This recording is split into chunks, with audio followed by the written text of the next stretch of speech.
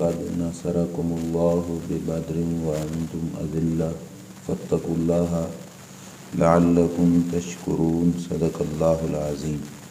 درود پاک الصلاۃ والسلام علیک یا سیدی یا رسول اللہ وعلی آلک و صحابک یا سیدی یا حبیب اللہ، الصلاۃ والسلام علیک یا سیدی یا نبی اللہ وعلی آلک و صحابک یا سیدی یا نور اللہ۔ اللہ کریم جل شانہ کی حمد و ثنا اور رسول اکرم صلی اللہ تعالی علیہ وآلہ وبارک وسلم کے دربار گہربار میں ہدیہ درود و سلام بصد ادب و احترام عرض کرنے کے بعد معزز سامعین، السلام علیکم ورحمۃ اللہ وبرکاتہ۔ فہم دین کورس کا آج 17واں سبق ہے۔ آج کا موضوع ہے کہ مومن ہے تو بے تیغ بھی لڑتا ہے سپاہی۔ آج کا دن تاریخ اسلام میں ہم سب مسلمانوں کے لیے ایک عظیم الشان دن ہے۔ اسلام کی سب سے پہلی جنگ جو مسلمانوں نے کافروں کے خلاف لڑی، جنگ بدر، آج کے دن ہی واقع ہوئی۔ اس کے ساتھ ساتھ ام المومنین سیدہ طیبہ طاہرہ صدیقہ کائنات اور محبوب رب العالمین حضرت عائشہ صدیقہ رضی اللہ تعالی عنہا، آپ کا وصال شریف بھی اسی تاریخ کو ہے۔ تو ہم نے آج کی گفتگو ان حضرات کی نسبت سے اس عنوان سے رکھی کہ جو عملی طور پر صحابہ کرام علیہم رضوان نے بدر کے میدان میں اپنی طرف سے ایک انداز پیش کیا جس میں مسلمانوں کے لیے رہتی دنیا تک ایک سبق چھوڑا، وہ یہی تھا کہ مومن ہے تو بے تیغ بھی لڑتا ہے سپاہی۔ اللہ نے جہان بنایا، جہان کے اندر مختلف کاموں کے مختلف اسباب اللہ نے بنا دیے۔ ظاہری طور پر وہ کام سبب سے ہوتا ہے، فصل پکتی ہے، سورج کی دھوپ لگتی ہے، دھوپ اور گرمائش سے فصل پکتی ہے، لیکن یہ سورج اور گرمی سبب ہے، اصل اس فصل کو پکانے والی ذات اللہ تعالیٰ کی ہے۔ رنگ بھرتا ہے پھلوں کے اندر یا رس آتا ہے، مٹھاس آتی ہے، اس کے حوالے سے چاند کی چاندنی ایک سبب بنتی ہے، لیکن یہ بھی سبب ہے، اصل مؤثر بالذات اور اصل تاثیر کرنے والی اور اصل یہ کام کرنے والی ذات اللہ تبارک و تعالی جل شانہ کی ہے۔ اسباب ہر چیز کے رب نے بنائے ہیں، اس میں کوئی شک نہیں۔ آسان کرنے کے لیے یہ مثال سمجھ لیجئے کہ زور کی پیاس لگی ہو، تیز پیاس ہو اور ہم پانی پی لیں تو پیاس ختم ہو جاتی ہے۔ پیاس کو مٹانے کے لیے پانی خالی سبب ہے، پیاس پانی نہیں بجھاتا، پیاس اللہ تعالیٰ کی ذات بجھاتی ہے۔ پانی خالی سبب ہے، اسی طرح کھانا بھوک نہیں مٹاتا، بھوک مٹانے والی ذات اللہ تبارک و تعالی جل شانہ کی ہے۔ اسباب بنائے، سر کی آنکھیں ظاہری طور پر دیکھ کر یہ سمجھتی ہیں کہ یہ کام سبب سے ہو رہا ہے، لیکن جس نے کلمہ پڑھ لیا، اللہ کی توحید و وحدانیت و الوہیت کا اقرار کر لیا، اس کو اللہ نے اس بات کا پابند ٹھہرایا کہ تیرا میرا ایک رشتہ ہے، ایک تعلق ہے پیار اور محبت کا، تو آنکھوں سے دیکھے بھی صحیح، اپنے مزاج سے سمجھے بھی صحیح کہ پانی پینے سے پیاس بجھ رہی ہے، لیکن عقیدہ یہ رکھنا ہے کہ پیاس بجھانے والی ذات اللہ کی ہے، پانی خالی سبب ہے۔ بھوک روٹی سے نہیں مٹ رہی، بھوک مٹانے والی ذات اللہ کی ہے، روٹی خالی سبب ہے۔ کسی چیز کو آگ میں ڈالو وہ جل جاتی ہے، آگ جلانے کا سبب ہے، لیکن اصل کام کرنے والی ذات اللہ تبارک و تعالیٰ کی ہے۔ اسباب سے توجہ ہٹا کر اللہ کریم جل شانہ نے اپنی طرف رکھی، اور یہ منشا خداوندی ہے۔ اللہ کی ذات اس بات کا تقاضا رکھتی ہے کہ میرا بندہ اسباب پہ نظر نہ ٹھہرائے بلکہ اسباب سے ہٹ کر میری ذات پر نظر ٹھہرائے۔ اب اسی طرح جو شریعت نے ہمارے ذمے کام لگائے، ان فریضوں میں سے ایک فریضہ جہاد کا ہے۔ اللہ کی راہ میں اپنا مال، اپنی جان، اپنی اولاد، یہ سب کچھ قربان کر دینا، جب ضرورت پڑے تو اس کو جہاد سے تعبیر کیا جاتا ہے۔ جہاد کرنے کے لیے انسان کے پاس ظاہری اسباب میں تیر و تلوار، نیزہ، زرہ لوہے کا لباس، سر پہ لوہے کا ٹوپ، ایک سواری گھوڑے کی شکل میں یا اونٹ کی شکل میں، پرانے زمانوں میں یہ چیزیں سبب تھیں کہ ان کے ذریعے سے میدان مارا جاتا تھا اور انسان فتح یاب اور کامیاب ہوتا تھا۔ آج کے زمانہ میں اسی کی جگہ پر اسلحہ، بارود اور جدید ٹیکنالوجی کے آلات، وہ سارے کے سارے اسباب ہیں۔ اب اس فریضہ جہاد کو ادا کرنے کے لیے بھی اللہ کی ذات جو ہم سے چاہتی ہے وہ یہی چاہتی ہے، یہ جتنی چیزیں ہیں ان کو تم فقط سبب مانو، اور میدان کی کامیابی کا اصل مؤثر وہ رب ذوالجلال جل شانہ کی ذات کو مانو، اور وہ تعلق جس وقت بن جاتا ہے تو اس وقت اللہ تعالیٰ اپنے بندوں کی کامیابی کا ذمہ خود اٹھا لیتا ہے اور ان کو کامیاب بھی فرماتا ہے۔ ہاں،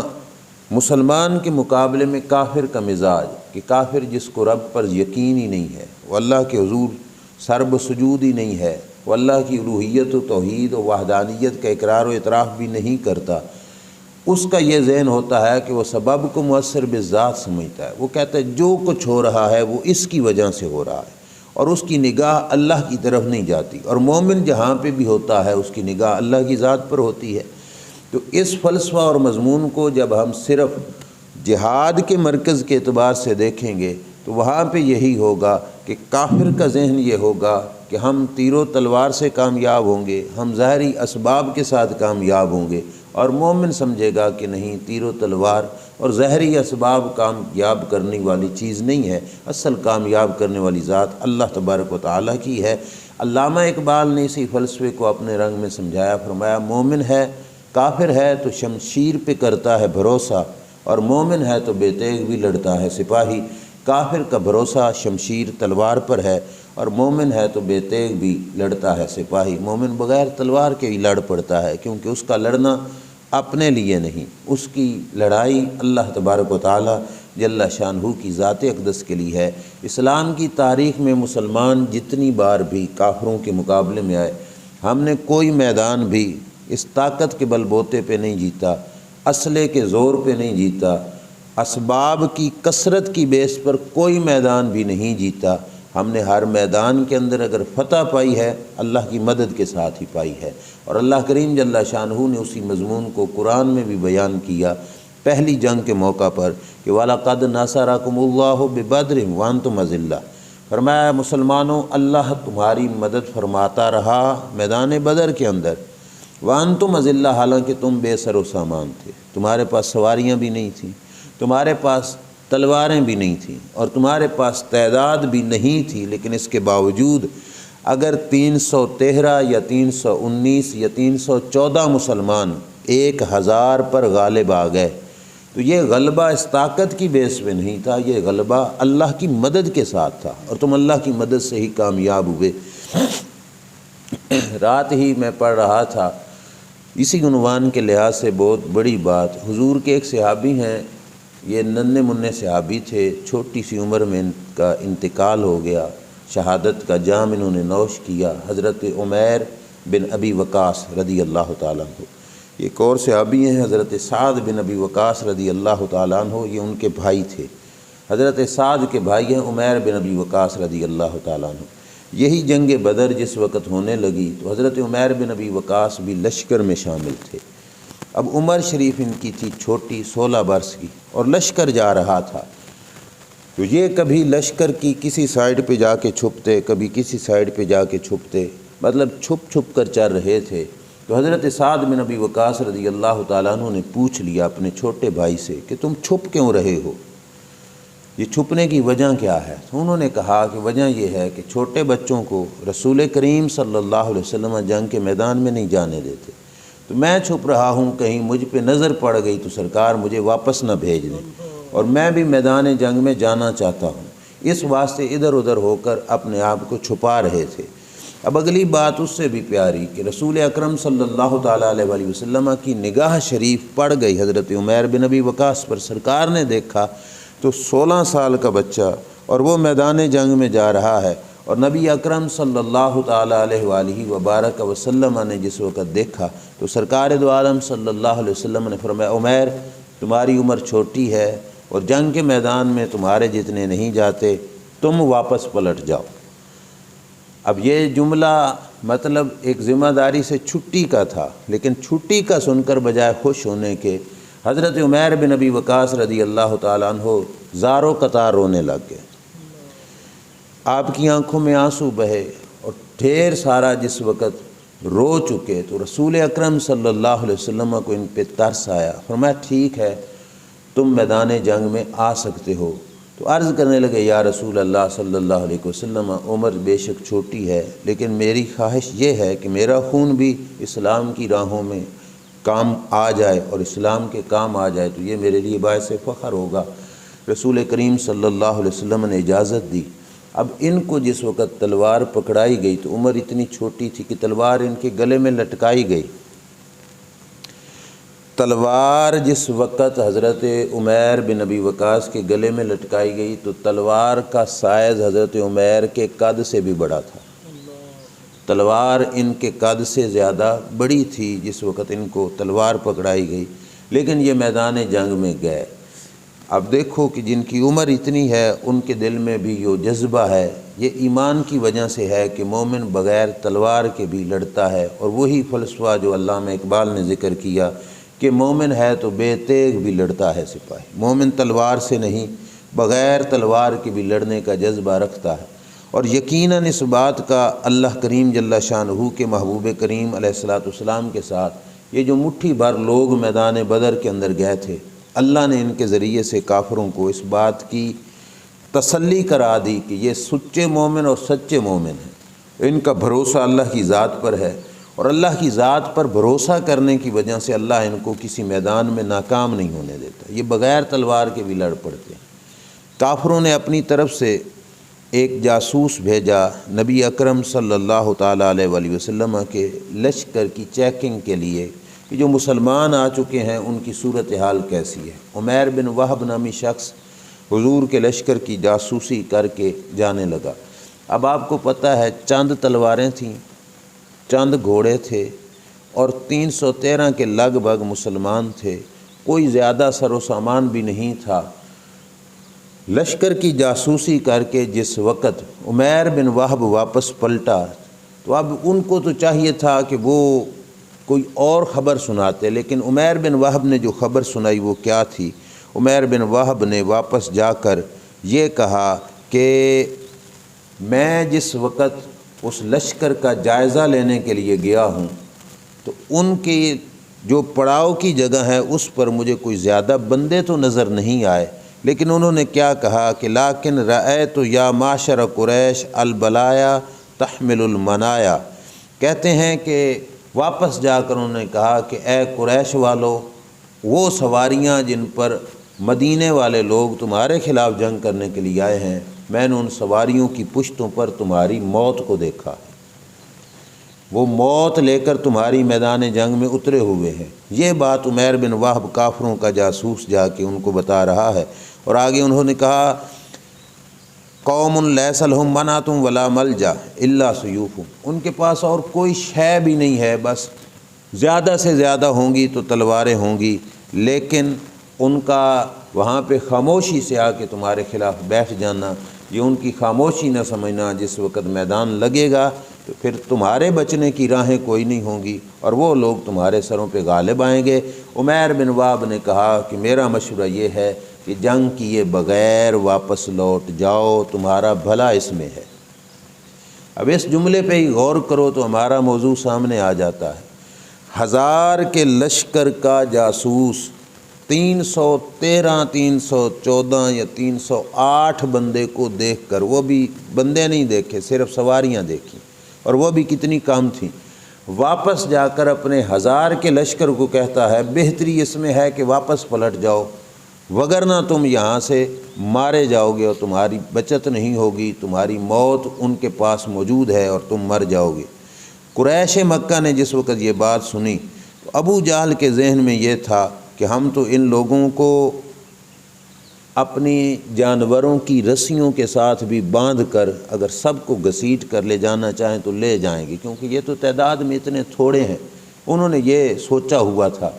لیکن جس وقت یہ مشورہ عمیر بن وہب کی طرف سے آیا تو اس وقت انہوں نے اس مشورے کو ماننے سے انکار کر دیا، اور ایک اور شخص انہوں نے جاسوسی کے لیے بھیجا جس کا نام ابو سلمہ تھا۔ انہوں نے کہا کہ تم دوبارہ جاؤ اور مسلمانوں کے لشکر کا جائزہ لو، کیا جو بات عمیر بن وہب بتا رہے ہیں وہ ٹھیک ہے یا ٹھیک نہیں ہے۔ یہ ابو سلمہ جس وقت آئے تو انہوں نے واپس پلٹ کر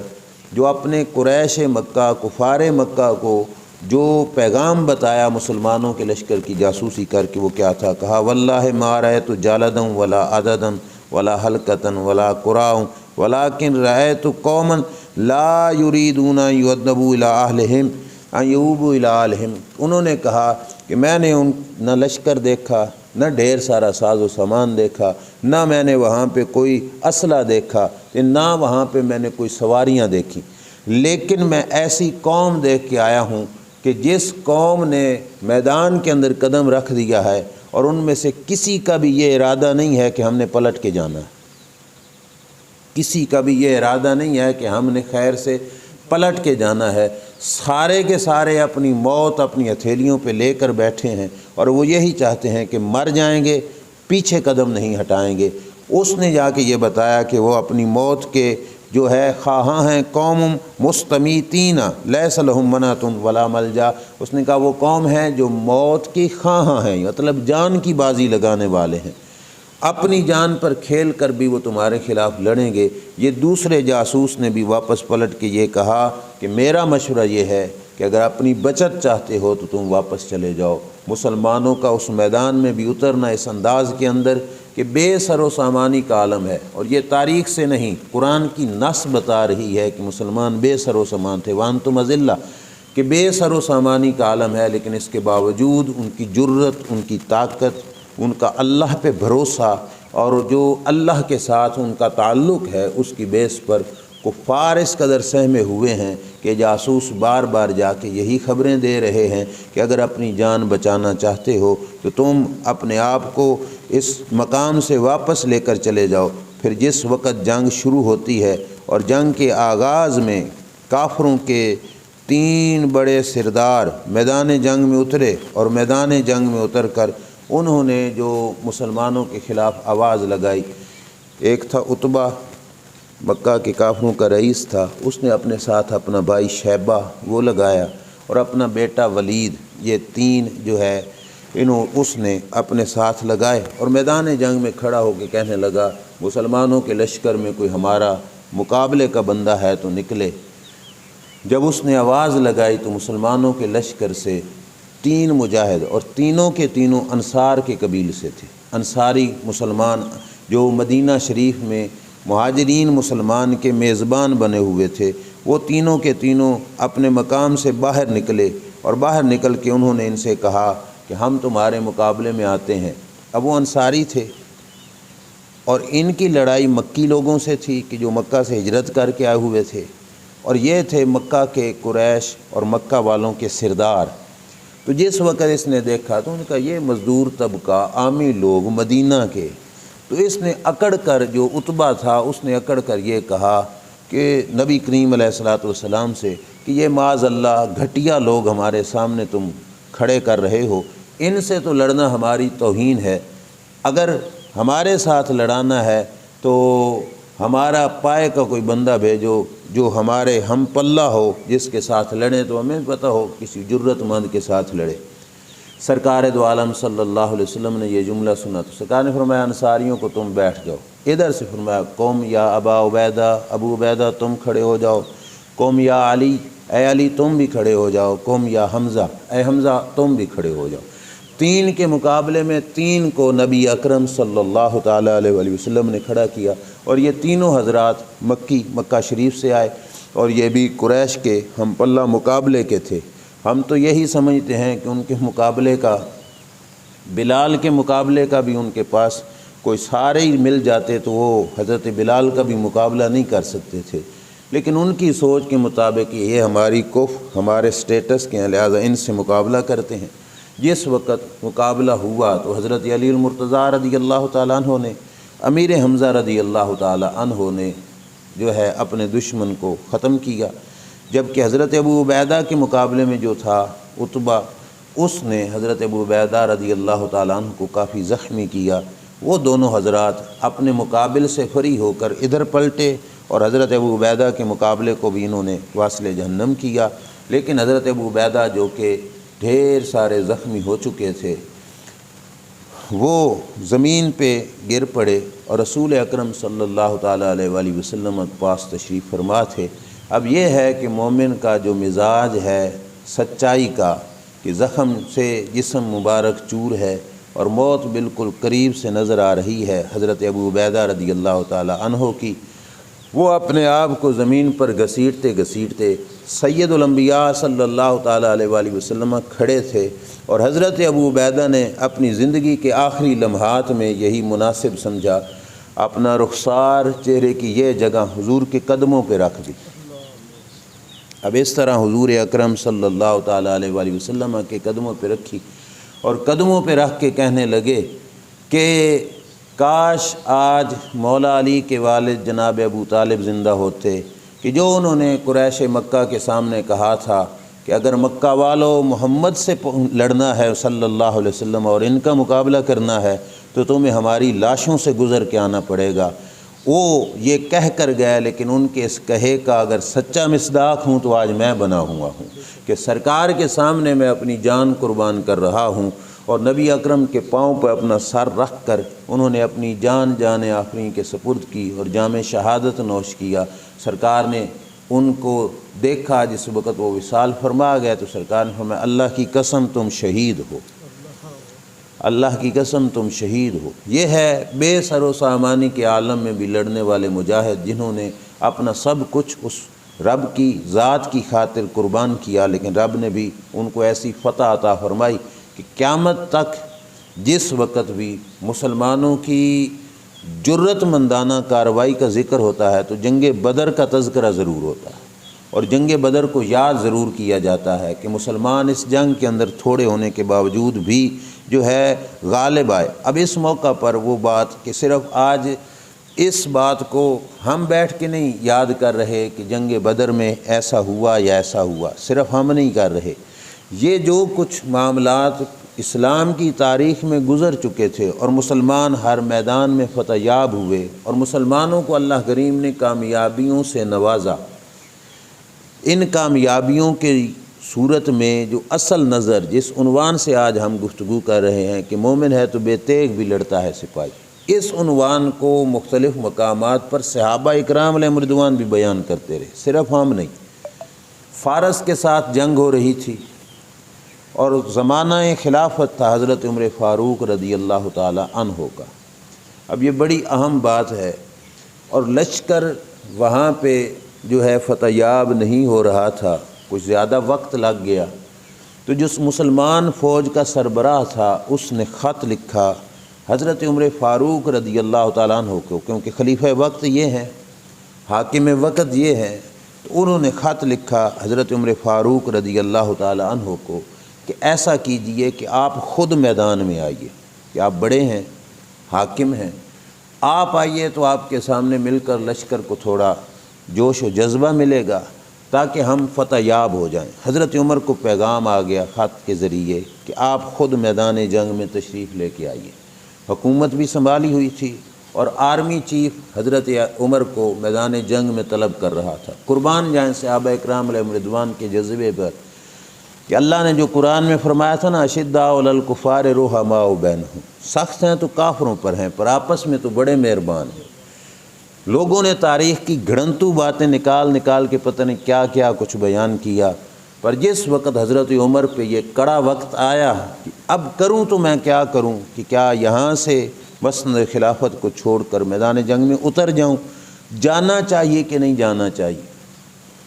تو نہج البلاغہ جو دوسرے مسلک والوں کی جو ہے معتبر ترین کتاب ہے وہ بتاتی ہے کہ اس مشکل اور کڑے وقت میں حضرت عمر رضی اللہ تعالیٰ عنہ نے جس ہستی سے مشورہ لیا اس کا نام مولا مرتضیٰ شیر خدا حضرت علی کرم اللہ وجہ الکریم ہے۔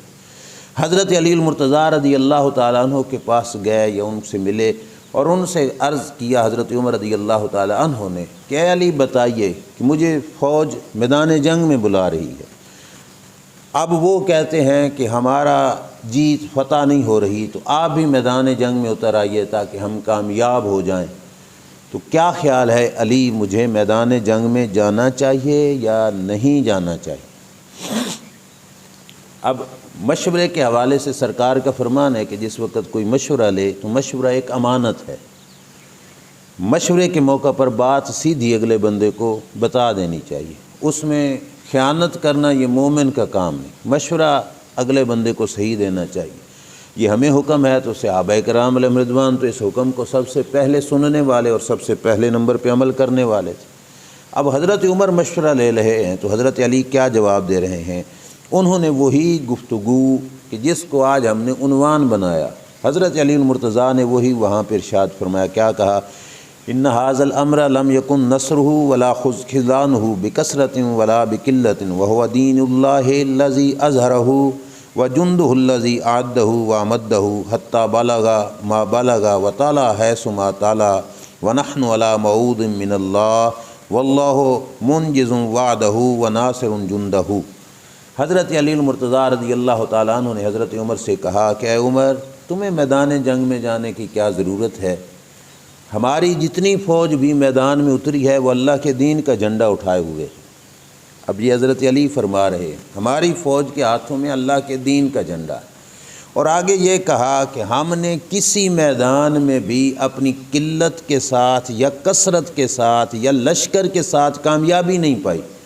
ہم نے ہر میدان اگر کامیاب کیا ہے، جیتا ہے یا کامیاب ہوئے ہیں ہر میدان کے اندر، تو اس میں بیسیکلی جو مؤثر ذات ہے وہ اللہ کی مدد تھی۔ اگر ہم تھوڑے سے تھوڑے ہو کر بھی کامیاب ہوئے تو آج فارس کے خلاف لڑتے ہوئے ہم سمجھیں کہ وہ لشکر نہیں کامیاب ہو سکتا جب تک تم نہ جاؤ کہ تمہارے جانے سے فتح ہوگی، تو ہم نے تو کسی میدان کو بھی بندوں کی کثرت یا لشکر کی کثرت یا اسلحے کی کثرت سے نہیں جیتا، اللہ کی مدد ہی شامل ہار رہی۔ جو رب آج سے کئی سال پہلے اپنے لشکر کی مدد کرتا رہا، آج بھی تو وہی لشکر اس کا میدان میں اترا ہے، وہ رب اپنے لشکر کی مدد ضرور فرمائے گا، اور اللہ کریم اپنے لشکر کی مدد کرنے والا ہے۔ اگلے جملے حضرت علی المرتضیٰ کے کیا ہیں؟ قد توکل اللہ لأہل ھذا الدین باعزاز الحوضہ وستر العورہ، اللہ کریم نے اپنے ذمہ کرم پہ لے لیا ہے کہ اس دین کے سپاہیوں کی مدد بھی کرے گا اور کسی مقام پہ ان کو ڈگنے نہیں دے گا۔ اور ساتھ ہی مولا مرتضیٰ شیر خدا نے فرمایا والذی ناصرہم وہم قلیل لا ینتصرون ومنعہم وہم قلیل لا یمتنعون حی لا یموت، جس نے تھوڑے لشکر کو مدد کر کے اس کو غالب کیا پچھلے وقتوں میں، وہ رب آج بھی زندہ ہے، اور وہ رب ایسی حیاتی والا ہے کہ حی قیوم ہے، لا یموت ہے، اس میں موت آ ہی نہیں سکتی۔ وہ رب اگر آج زندہ ہے تو ہمیں میدان کی کامیابی کے لیے آپ کو خود جانے کی ضرورت نہیں۔ اب حضرت علی المرتضیٰ رضی اللہ تعالیٰ عنہ کا جو اگلا حصہ ہے گفتگو کا وہ یہ تھا کہ اے عمر، آپ میدان میں نہ جائیے، آپ یہاں پہ ٹھہریے، اگر آپ چلے گئے میدان جنگ میں، آپ کے ساتھ کچھ بن گیا تو مسلمانوں کے پاس کوئی جائے پناہ نہیں رہے گی، آپ یہاں پہ رہیے۔ آپ کے یہاں پہ رہنے کا فائدہ یہ ہوگا کہ اگر تو ہو گیا لشکر کامیاب تو وہ تو ہو گیا ہمارا مقصد، اگر خدا نخواستہ لشکر کامیاب نہ بھی ہوا تو آپ موجود ہوں گے تو نیا لشکر آپ کی سربراہی میں جا کر مزید ورک کر لے گا اور کامیاب ہو جائے گا۔ آپ کا یہاں پہ رہنا یہ زیادہ ضروری ہے۔ حضرت عمر رضی اللہ تعالیٰ عنہ کے سامنے حضرت علی المرتضیٰ رضی اللہ تعالیٰ عنہ نے بھی وہی تقریر فرمائی کہ ہمارا تلواروں پہ بھروسہ نہیں ہے، ہمارا بھروسہ ہے تو رب ذوالجلال کی ذات اقدس پر ہے، اور اس ذات کے ساتھ جو ہمارا تعلق ہے وہ مضبوط ہے۔ آج کا دن بھی اسی حوالے سے ایک بہت بڑی یاد ہے کہ مسلمان ہر میدان کے اندر بے سر و سامانی کے عالم میں بھی لڑتے رہے، لیکن ایمان کی پختگی اس کے لیے ضروری ہے۔ ہمارے پڑوس میں افغانستان کا ملک کھڑا ہے کہ جس وقت دنیا کی سپر پاور امریکہ نے اس پہ حملہ کیا تو ان کی سوچ یہ تھی کہ ہم گھنٹوں کے اندر افغانستان کو ملیہ میٹ کر کے رکھ دیں گے اور ختم کر کے رکھ دیں گے، لیکن آج دیکھ لیجئے کہ اللہ کریم جل شانہ نے ان لوگوں کو جو غلیلوں کے ساتھ جہازوں کا مقابلہ کرتے تھے فتح اور کامیابی سے نوازا، اور اس وقت وہ لوگ ہم سے بھی آگے ہیں۔ وہاں کے باسیوں سے ہی ہم نے پوچھا کہ کرنسی کے اعتبار سے بھی وہ لوگ ہم سے آگے جا رہے ہیں، کیا چیز تھی ان کے پاس، کیا اسلحہ تھا، کیا زور تھا، کیا طاقت تھی۔ امریکہ اس طاقت کا دعوے دار کہ ہم اڑتے جہاز میں بھی زمین کے نیچے بھی چلنے والی کوئی کیڑی بھی ہو تو ہم اس کو بھی دیکھ لیتے ہیں۔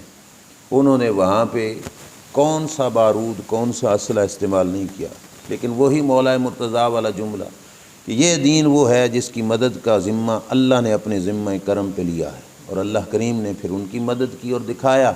کہ کافر ہے تو شمشیر پہ کرتا ہے بھروسہ، اور مومن ہے تو بے تیغ بھی لڑتا ہے سپاہی۔ اور یہی چیزیں ہماری امیدگاہ ہیں فلسطین کے حوالے سے بھی، کہ اگر فلسطین کے مسلمان بے سر و سامانی کے عالم میں ہیں اور غیر مسلم اسرائیل یہودی طبقہ وہ مسلمانوں کو زیر کرنے کی سوچ رہا ہے اور مسلمانوں کو ختم کرنے کا اس نے پلان بنایا ہوا ہے، تو ان کو آپ نے بھی دیکھا ہوگا، ہم نے بھی دیکھا ہے کہ چھوٹے چھوٹے بچے روڈ سے پتھر اٹھا کر بھی ایک مسلح فوجی کے سامنے ڈٹ کے کھڑے ہوتے ہیں اور اس کا مقابلہ کر رہے ہوتے ہیں۔ یہ کیا ہے؟ یہ کلمہ طیبہ سے ملنے والا ایمان کا جذبہ ہے، اور ان کو پتہ ہے کہ بے شک اسلحہ اس کے پاس ہے، گولی بارود سارا کچھ اس کے پاس ہے، لیکن مومن کا مزاج یہ ہے کہ اس وقت تک ہمارا کچھ بھی نہیں کر سکتا جس وقت ہمارا رب نہ چاہے۔ اور یہ سبق رسول اکرم صلی اللہ علیہ وسلم نے دیا، اور اسی جذبے میں طاقت بھی بڑی ہے کہ سرکار ایک جنگ سے واپس پلٹ رہے ہیں، پڑاؤ کیا حضور اکرم صلی اللہ علیہ وسلم نے، سٹے کیا،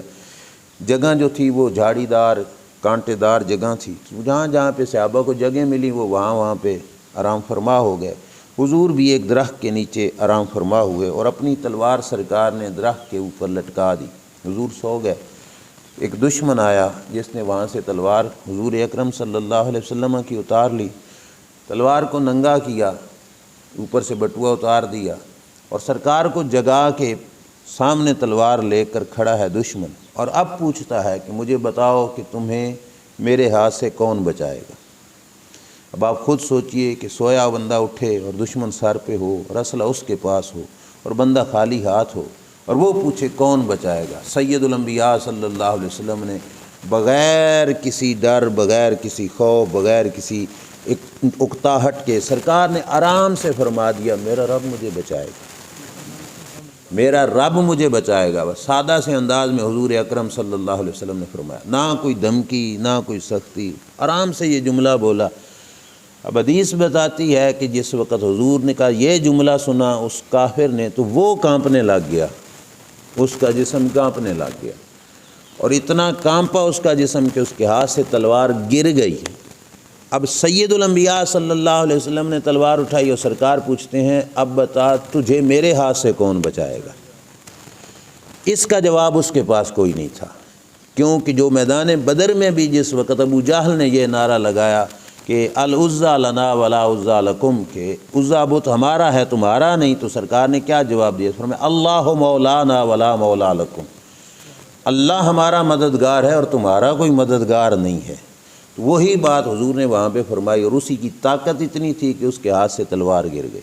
مومن کی یہی طاقت ہر میدان میں کام آتی ہے کہ ہم بے تیغ بھی لڑ پڑتے ہیں، اور اسی بے تیغ لڑنے میں ہی اللہ کریم جل شانہ مدد فرماتا ہے۔ اللہ کی بارگاہ میں دعا ہے اللہ ہمیں سمجھ کر عمل کی توفیق عطا فرمائے۔ وآخر دعوانا الحمد للہ رب العالمین۔ ایک دفعہ